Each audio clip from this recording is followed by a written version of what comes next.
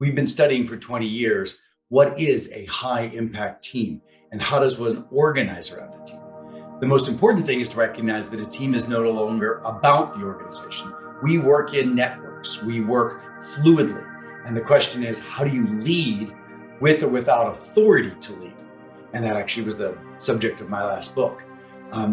The principle that we bring to organizations is the awakening and the awareness that productivity and transformation is guided by your understanding of what you're trying to achieve, your understanding of who your team and teams are that you're attempting to lead, and then your ability to enlist those individuals to co-create exponential and bold solutions. We have found that candor, transparency, courage of conversation is the leading predictor of an organization and a team's capability of high productivity and transformation. However, most organizations are conflict avoidant. Most teams in our diagnostics show that on a scale of 0 to 5, they're at about a 2.4 on a scale of 0 to 5. The prominent question is, can we speak up courageously in the room when it's risky to do so? 2.4. But we have studied and created a set of practices and processes that one adds to team meetings. And those by adding will actually move the score over less than a few months to a 4.4. So the possibility of bringing transparency, feedback, wrestling dialogues, the ability to push each other higher in organizations, that this actually can be achieved in a very short period of time with very simple and distinct practices that are measurable and they get results. At the core of innovation, at the core of collaboration is behavior.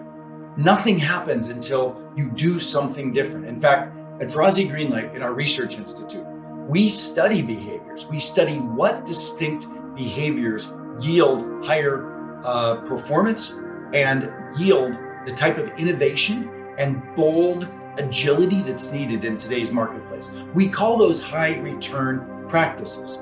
So a high return practice is a practice that if one implements it, it achieves a shift in behavior, which achieves a shift in outcome. And we have studied these high return practices, and it's at the basis of what we use in our keynote talks, in our workshops, and in our coaching. In today's work world, we don't work in the boundaries of an organization, of an org chart. Everything that we're trying to achieve in networks. It's so important that we rethink the way we think of team. Team is not who reports to you. Team is not who you report to. Team is who you need to get the job done, which cuts across the network, the org chart. So the ability to lead without authority, which is the topic of my last book, how to break down silos, how to lead in organizations that are trying to be exponential, trying to collaborate radically, but are still bounded in this old belief system that you have to work within an organization structure that doesn't define the future of work. So that's what leading without authority is all about. I try to adhere to the principles of co-elevation, but I recognize that the highest performing attributes of a great team is candor and peer-to-peer accountability. The key is to shift yourself from the center of all of the conversation and to help the team lift each other up, to help the team push and challenge each other. The team needs to be the engine of transformation, not just a single hub and spoke individual who at the center, we as CEOs, we as leaders, we as executives need to recognize that our job is to make the team successful, not just lead the team. There are leadership competencies, but what's emerging today is team competencies. How do we behave on teams? And how do leaders help individuals behave differently on teams? That's the earmark of a great leader today. As we look at the physical, remote, and hybrid and blended opportunities for work. The reality is, and we've been studying at Ferrazzi Greenlight Research Institute since 2012, what are the new people rules in an increasingly virtual and remote world? We've studied dozens and dozens of principal questions and published those in Harvard Business Review and Fast Company and Inc. magazine and Wall Street Journal. There must be the leaders and thinkers around what are the high return practices for leaders in an increasingly hybrid world. And the reality is that it's not binary. It's not binary. It follows in a sense, as a friend of mine said, horses for courses. You use and begin with asynchronous collaboration to shape a project. Collaboration without meetings.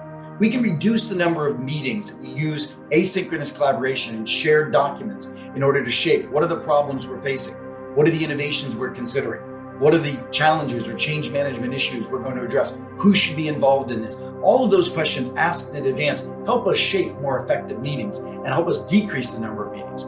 Then we use virtual meetings in order to team out, to bring the broadest set of inputs. More inclusive means more innovative, more bold. And then we go deep and we have physical meetings when we need to bond, when we need to connect, when we need to wrestle those kind of ideas. But we've got to use the tools right. And we've got to make sure that we're planning along the way, constantly planning along the way to use the right tools for the right systems.